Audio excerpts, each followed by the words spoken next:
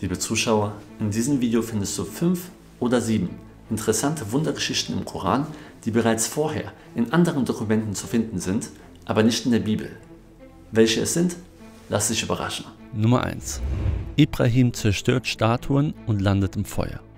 Im Koran kritisiert Abraham sein Volk dafür, dass sie Statuen als Götter verehren.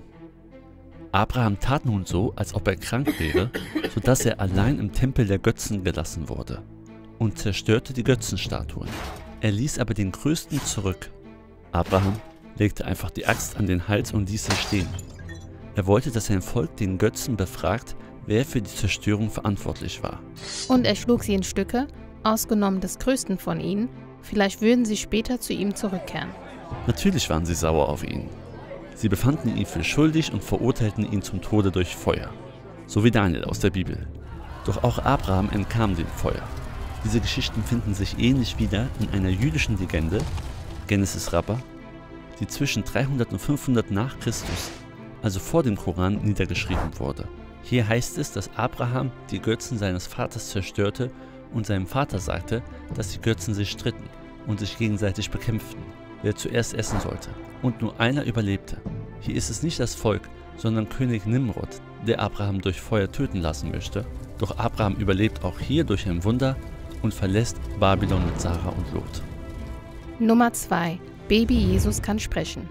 Jesus tat auch im Koran Wunder, die ihn von den anderen Propheten abhoben. Ein solches Wunder sind seine Fähigkeiten als Baby.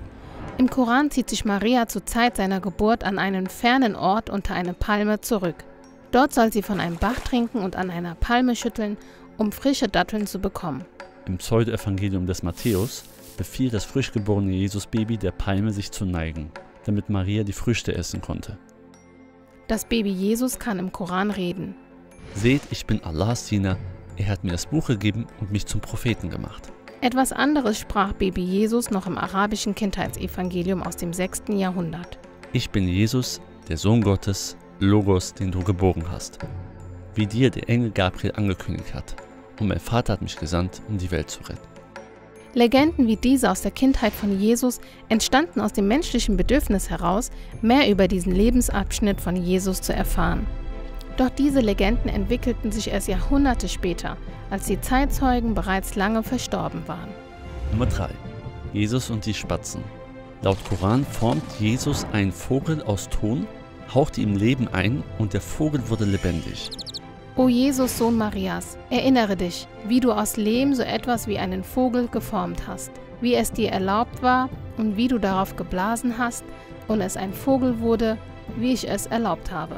Diese Geschichte steht nicht in der Bibel, doch wurde sie 100 Jahre später erzählt und im Evangelium von Thomas dem Israeliten im Nahen Osten verbreitet. Das Jesuskind spielt im Alter von 5 Jahren auf der Straße. Nachdem er etwas Erde angefeuchtet hatte, machte er daraus 12 Spatzen.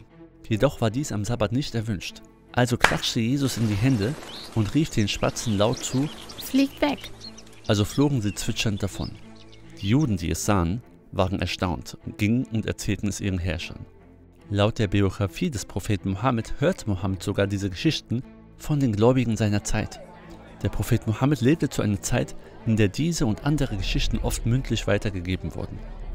Die Leute zur Zeit von Mohammed konnten schwer nachprüfen, wann ein Text geschrieben wurde und ob ein Text erst Jahrhunderte später entstanden ist. Natürlich gehen Details durch mehrfaches Nacherzählen verloren. Könnte es sein, dass der Autor des Korans diesen Text hörte und verändert in den Koran übernommen hat? Nummer 4. Siebenschläfer. Die Geschichte der Siebenschläfer findet sich im Koran in Sura 18. Der Koran berichtet, dass eine Reihe von Gläubigen in einer Höhle Zuflucht vor ihren Feinden suchten und in einen wundersamen Schlaf fielen. Daraufhin wurden sie von Allah aufgefordert zu errechnen, wie lange sie geschlafen haben. Der Koran legt die Dauer fest. Es waren 309 Jahre. Die Geschichte von den Siebenschläfern existierte bereits Jahrhunderte vor dem Koran in verschiedenen Visionen und war weit verbreitet. Bestimmte Dinge wurden im Koran nicht erwähnt, wie die Todesdrohung durch die Heiden, die Lage der Höhle und die genaue Anzahl der Schläfer. Lange vor dem Koran wurde darüber gerätselt, wie lange die Siebenschläfer von Ephesus geschlafen haben. Ist der Koran nicht besser zu verstehen, wenn man auch diese Geschichten kennt? Bevor wir zur letzten Wundergeschichte kommen, hast du hier 2 Legenden, die in frühen Texten vorkommen, aber anders als Bei den anderen Legenden, die wir aufgezählt haben, gibt es hier keine eindeutigen Hinweise, dass sie vor dem Koran existierten. Der König Salomo oder Süleyman konnte laut Koran die Sprache der Ameisen verstehen. So wird es auch in jüdischen Legenden berichtet, in Midrash Tanhuma. Und als Kain seinen Bruder Abel tötete, wusste er nicht, wie er ihn begraben sollte. Laut Koran kam ein Vogel, tötete einen anderen Vogel und zeigte ihm so, wie er seinen Bruder Abel begraben konnte. Im Koran wird das nicht so ausführlich wiedergegeben und daher ist es hilfreich, dieselbe Geschichte in jüdischen Quellen zu lesen. Und natürlich ist diese Auflistung nicht vollständig. Kommen wir zur letzten Wundergeschichte. Nummer 5. Mose und der Fisch. Die Geschichte von Mose und dem Pharao berichten uns Bibel und Koran. Doch im Koran findet sich eine weitere Geschichte über Mose, die sehr ähnlich mit einer Geschichte über Alexander dem Großen ist. Im Alexander-Roman möchte Alexander bis ans Ende der Welt reisen. Dabei stößt er auf eine kristallklare Quelle und Alexander will, dass der Koch ihm Essen zubereitet. Als der Koch den getrockneten Fisch im Wasser zubereitet, wird der Fisch wieder lebendig. Doch der Koch vergisst, Alexander davon zu berichten. Später ist Alexander unglücklich, weil er genau dieses Wasser haben wollte. Ein kurzer Vergleich. Im Koran hat Mose mit einem Burschen das Ziel, dorthin zu kommen, wo die beiden großen Wasser zusammenfließen. Alexander der Große ist mit dem Koch und anderen auf der Suche nach dem Wasser des Lebens. Im Koran geht ein Fisch ins große Wasser, der Fisch geht ins große Wasser, er entgeht Alexanders Koch. Im Koran will Mose Mittag essen und Alexander der Große ruft dem Koch zu, Frühstück vorzubereiten. Im Koran wird der Fisch vergessen, Alexanders Koch vergisst den Fisch zu erwähnen. Mose sagt im Koran, das ist es, was wir haben wollten, also Mose wollte genau dieses Wasser. Alexander wollte auch genau dieses Wasser haben. Was denkst du? Es gibt einige Parallelen.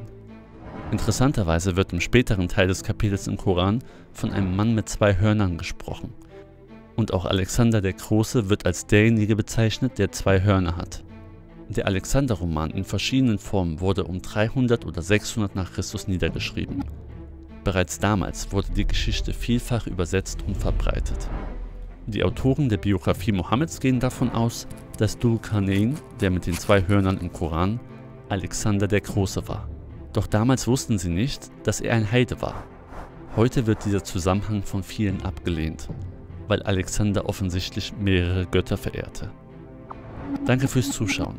Das waren 5 oder 7 überraschende Wundergeschichten im Koran, die zwar nicht in der Bibel zu finden sind, aber dafür vor dem Koran in jüdischen, christlichen und heidnischen Texten auftauchten.